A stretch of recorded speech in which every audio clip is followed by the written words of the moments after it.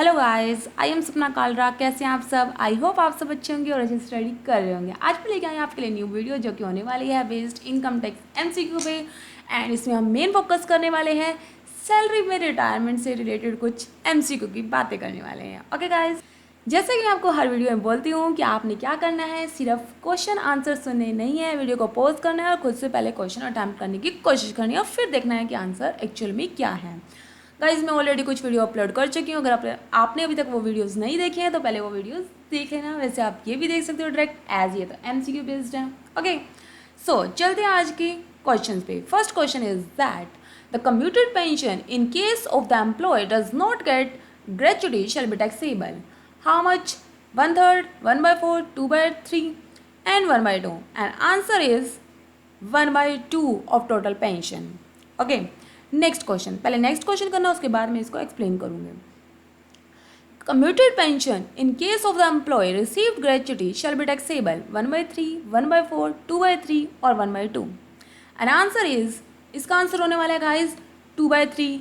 ये 1/3 गलती से लग गया, तो ये देखना है 2/3 होने वाला है। देखो गाइज, क्वेश्चन आपको जो लास्ट क्वेश्चन मैंने आपको कराया था वो आपको सेम लगा होगा।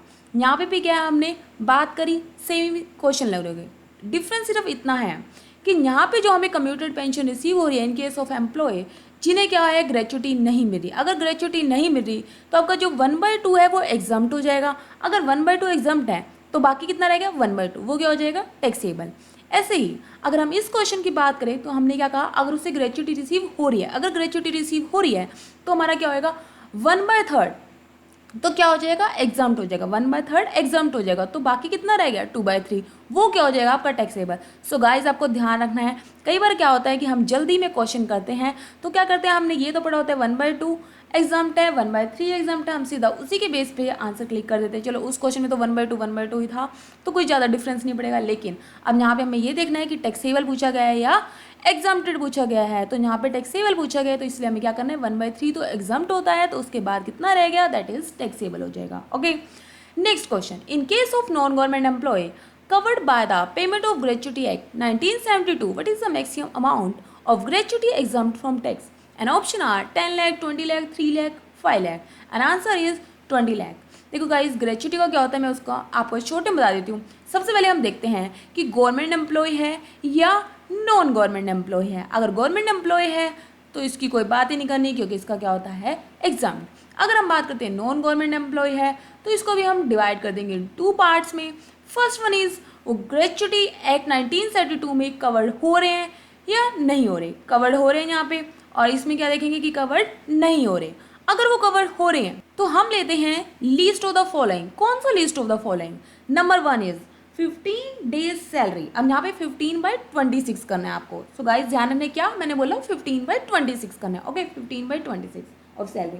हाँ, अगर आपका सीजनल एस्टेब्लिशमेंट है, ये भी ध्यान रखना, अगर सीजनल एस्टेब्लिशमेंट है तो यहाँ पे 15 नहीं 7 डेज लेंगे। ओके, तो मैंने आपको क्या बताया कि आपको लेना least of the following. Least of the following में क्या लिया? Number 1 condition is 15/26। ठीक है, 15 डेज सैलरी ली मैंने for every completed year of service. Okay, and second part is ₹20 lakh and third is gratuity actually receive. ये जो मैंने आपको तीनों कंडीशन बताई है, ये तीनों आपको चेक करनी है और फिर देखना है कि इसमें से सबसे कम कौन सा है। जो सबसे कम हो जाएगा वो आपका क्या हो जाएगा? Exam. Least of the following is exam. Same इसमें होने वाला है, डिफरेंस सिर्फ एक रहने वाला है। वहाँ पे हमने 15 डेज सैलरी ली थी, दैट इज 15/26 किया था, लेकिन यहाँ हम क्या करेंगे, हम सीधा हाफ मंथ की सैलरी लेंगे। ओके, और बाकी सेम रहेगा 20 lakh and actually receive. Okay, I hope आपको समझ आ गया होगा। Next question, maximum exempted amount of encashment of earned leave received by an employee is 2 lakh, 10 lakh, 3 lakh और 5 lakh. And answer is ₹3 lakh. देखो गाइस, मैं आपको छोटे बता देती हूँ कि एनकैशमेंट ऑफ अर्न लीव क्या होता है।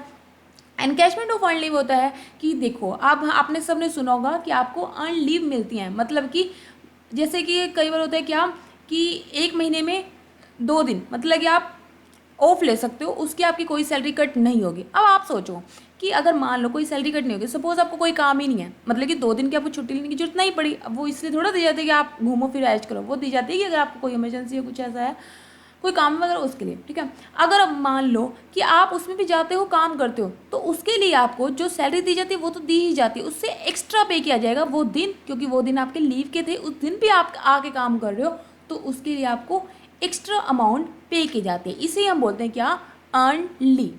Okay, next question, maximum amount of exemption in case of compensation on retrenchment is ₹2 lakh, 10 lakh, 3 lakh और 5 lakh, and answer is 5 lakh.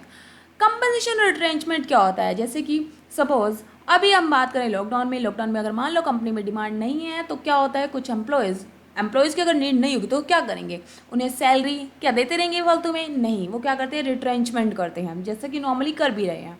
तो क्या होता है रिट्रेंचमेंट में, अब जो आप कहोगे ठीक है निकाल दिया कंपनी से, निकालो बस बात खत्म, नहीं, जो अच्छी कंपनीज होंगी वो कभी भी ऐसा नहीं करेंगी, क्योंकि गाइस आप एक बात बताओ, आप उस कंपनी में कभी जॉब करना चाहोगे जहाँ पे ऐसे ही निकाल देते हो, आप कहोगे नहीं नहीं इस कंपनी का कोई भरोसा नहीं है, कभी भी निकाल देती है, तो वहाँ काम नहीं करना चाहोगे। इसीलिए कंपनी अपना रेपो जो अपना एक बनाने के लिए वो क्या करती हैं कि जो एम्प्लॉयज़ हैं उनको एक सिक्योरिटी सी फील होती है, कब, जब उन्हें ऐसे ही ना निकाला जाए। तो उसके लिए क्या है, ये तो है नहीं कि पूरी ज़िंदगी उनको पे ही करती रहें, नहीं, वो क्या करती हैं, कंपनसेट करते हैं, अगर रिट्रेंचमेंट की भी है तो कंपनसेट करेंगे उसके लिए। ओके,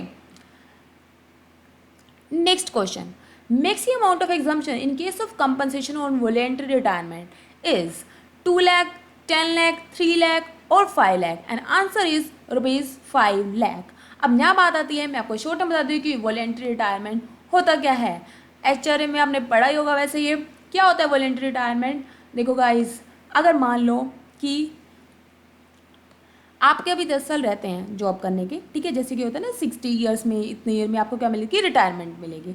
अब देखो गाइस, वो आपको कंपनी क्या करती है, ऑफर करती है कि हम आपको 1 लाख रुपीज़ देंगे, मतलब कि जितना भी कुछ अमाउंट वो फिक्स करके आपको देती है कि हाँ हम आपको इतने रुपए देंगे अगर कोई वॉलंटरी मतलब कि खुद चाह के रिटायरमेंट लेना चाहता हो तब, ठीक है। अब इसमें क्या होता है, दोनों का फ़ायदा होता है, वो कंपनी ने ऑफर कर दिया, उसके बाद कुछ एम्प्लॉयज़ होंगे वो चूज़ कर लेंगे उसको वॉलंटरी रिटायरमेंट को, ठीक है। अब इसमें दोनों का फ़ायदा कैसे है, अब सपोज मैंने कहा कि किसी एम्प्लॉय की 25,000 रुपीज़ सैलरी है, ठीक है।